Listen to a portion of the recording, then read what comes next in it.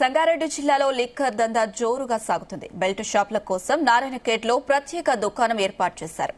ఒకే దుకాణం నుంచి చుట్టుపక్కల గ్రామాల బెల్ట్ షాపులకు మద్యం సప్లై చేస్తున్నారు. సిండికేట్ గా మారి 4 లిక్కర్ షాపుల ఓనర్స్ ఈ దందా చేస్తున్నట్టు తెలుస్తుంది.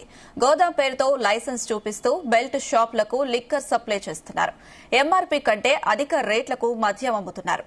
ఇంత జరుగుతున్నా సంగారెడ్డి జిల్లా ఎక్సైజ్ అధికారులు నిమ్మకు నీరెత్తనట్టు వ్యవహరిస్తున్నారని ఆరోపణలు వస్తున్నాయి.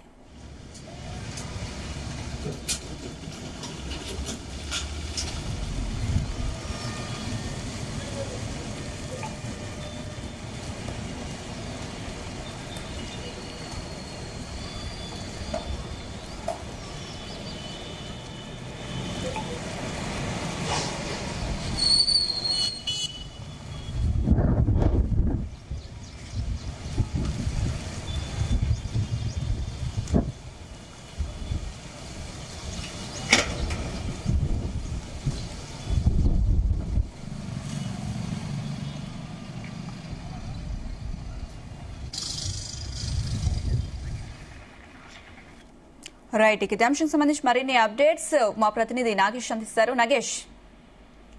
అనుష, సంగారెడ్డి జిల్లాలో మద్యం అక్రమంగా తరలిందని చెప్పడానికి ప్రత్యక్ష ఉదాహరణ నారాయణఖేడ్ చెప్పుకోవచ్చు.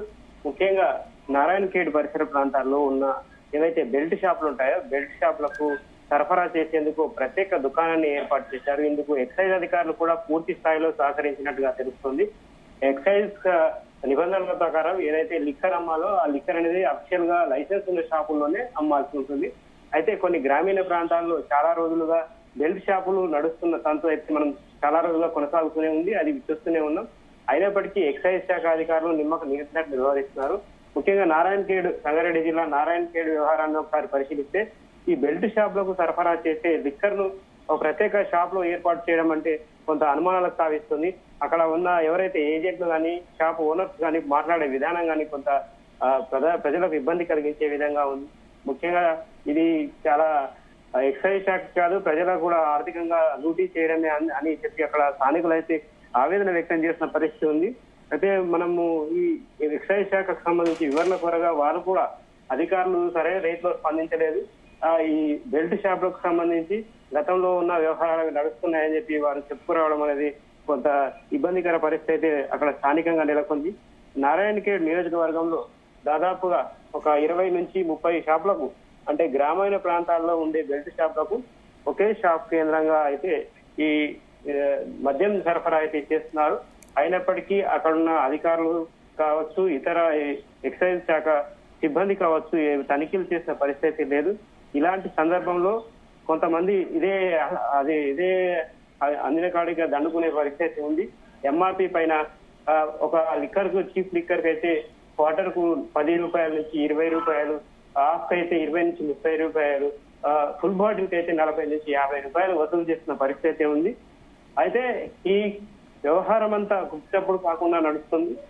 4 షాపులకు సంబంధించి నారాయణఖేడ్ లో ఉన్న లైసెన్సులు షాపులకు ఉంటే ఆ 4 షాపుల ఓనర్లు కలిసి సిండికేట్ గా ఏర్పడి ఒక దుకాణం అయితే ఏర్పాటు చేశారు. దానికి ప్రత్యేకంగా ఒక బోర్డు లేదు, ఏం లేదు. అయితే ఎవరైనా వెళ్ళే వాళ్ళు అడిగితే, లైసెన్స్ గురించి అడిగితే మాత్రం వాళ్ళు చెప్పే సమాధానం ఒకటే ఉంది.